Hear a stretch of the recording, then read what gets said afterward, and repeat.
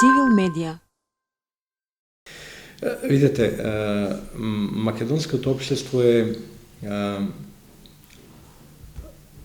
не би рекол трагично, туку би рекол многу сериозно поделено по разни основи.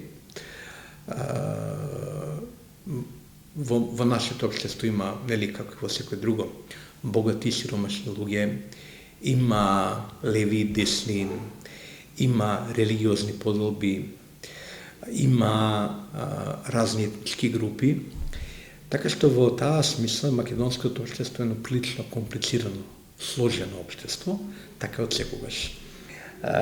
Не е, според мене, трагедија тоа што на општествената сцена се студираат различни, објективно различни интереси на разните групи, вклучително ги етничките групи. Јас тоа го разбирам, тоа ние го прифаќаме како не нужно зло, туку како нешто што е објективност, нешто што е дадено во Македонија, нешто што не можеме да избегаме, значи не е зло.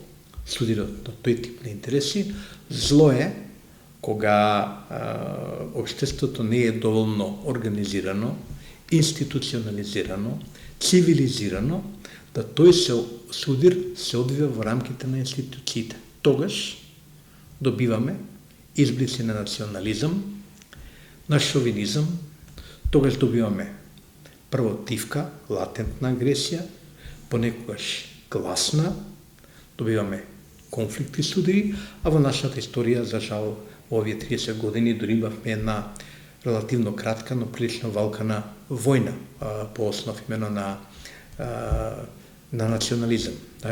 Избик на национализам, шовинизам, нетрпеливост етничка меѓу двете најголеми етнички заедници.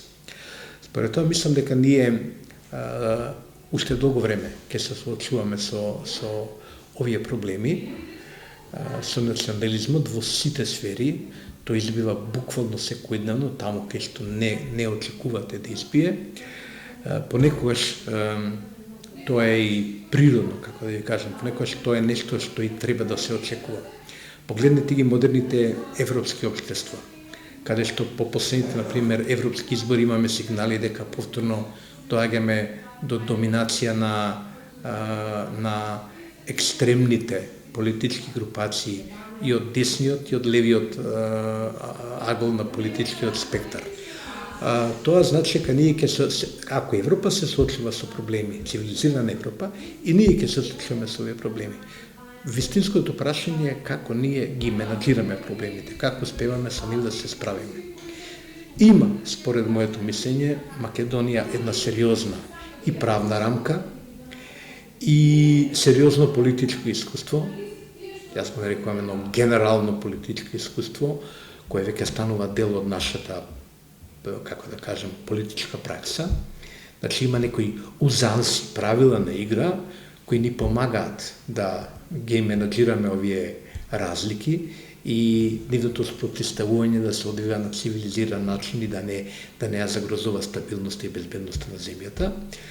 Но треба да очекуваме во известни кризни периоди, повторно се соочуваме со кризи од таков тип и тогаш всушност се покажува кој се покажува кој може да издржи, кој не може да издржи, да поткликне под ваквите, како да кажам, предизвици.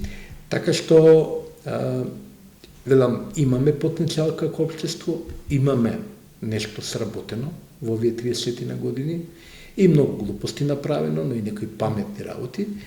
Така што мислам дека имаме основа на што можеме да се подпреми знаење, ноу-хау, да се справиме со овие проблеми.